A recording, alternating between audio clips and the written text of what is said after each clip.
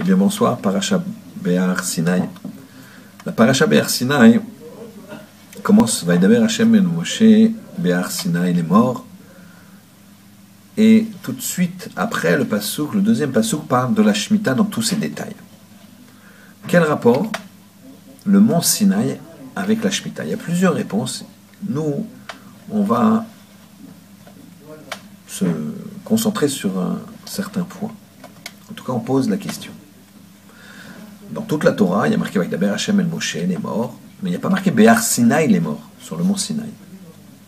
Ici, spécifiquement quand on parle de la Shemitah, donc de la, on va appeler ça Jacher, tous les 7 ans, on doit laisser la terre qui est en Eretz Israël en friche, c'est-à-dire on ne doit pas la cultiver. C'est le principe de la Shemitah, et qui est donc collé à ce principe de Har Sinaï. Donc, première question, quel rapport entre Har Sinaï et la Shemitah et la Jacher? Deuxième question, très connue. Pourquoi les Avot, Avraham, Yitzhak, Yaakov, Sarah, Rivka, Rachel et d'autres encore ont été stériles, n'avaient pas d'enfants? Pourquoi? La réponse de nos maîtres, c'est qu'Hachem, il les aime. Bon, il y a une réponse. Et elle est bizarre, cette réponse. Hachem, il les aime. Quand tu aimes quelqu'un, tu lui donnes. Tu ne vas pas lui causer un manque. Alors, il y a deux façons de répondre. Première façon, qu'on connaît, c'est l'épreuve sert à grandir. Une difficulté sert à grandir. Et donc Hachem, il aime la prière des Avot, des Imaot, des Tzadikim. Pourquoi il aime la prière? Parce qu'ils grandissent dans ce sens de l'épreuve.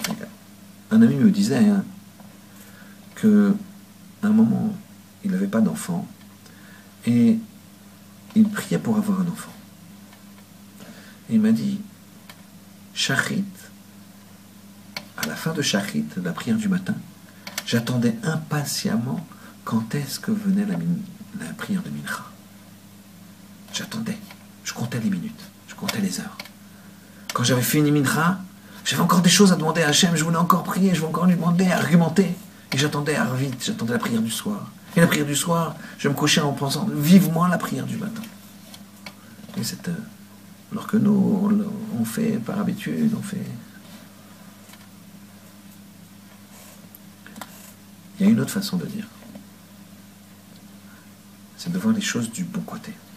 Et le manque permet justement de se rapprocher d'Hachem. C'est plus une épreuve, on va dire, difficile. C'est un rapprochement,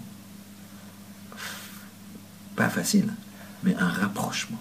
Au lieu d'épreuve, je le prends comme un rapprochement, comme un amour que j'ai vis-à-vis d'Hachem. Comme on fait la bracha, après avoir mangé les ingrédients sur lesquels on fait Hachek en Nié Bidvaro, par exemple, Boré Nefashot, qui crée des vies, Vechesronan, et leur manque. Le manque me permet d'avoir la perception que Hachem me donne. Et donc je me rapproche d'Hachem par amour et par bonheur. Et je suis heureux de ça.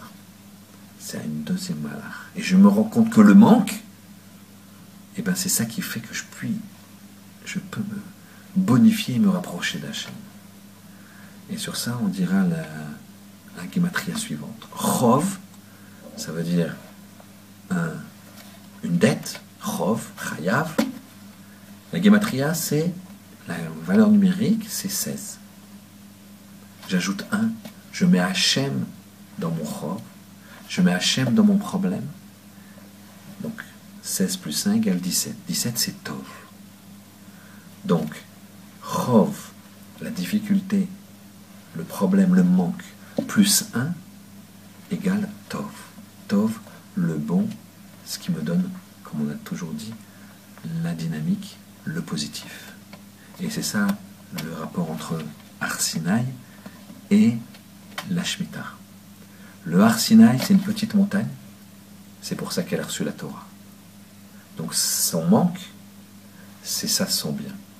Son Chesaron, ce qui manque, c'est ça son Yitron, c'est ça son bénéfice.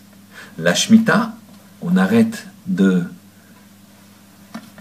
cultiver la 7e année, c'est un manque. Et bien le plus, c'est que la 6e année, on a la production de la 6e, de la 7e et de la 8e, 3 années. Donc le manque, c'est le bénéfice. Chov plus Echad, si je mets Dieu dans mon problème, c'est égal Tov, c'est le bonheur. Shabbat Shalom.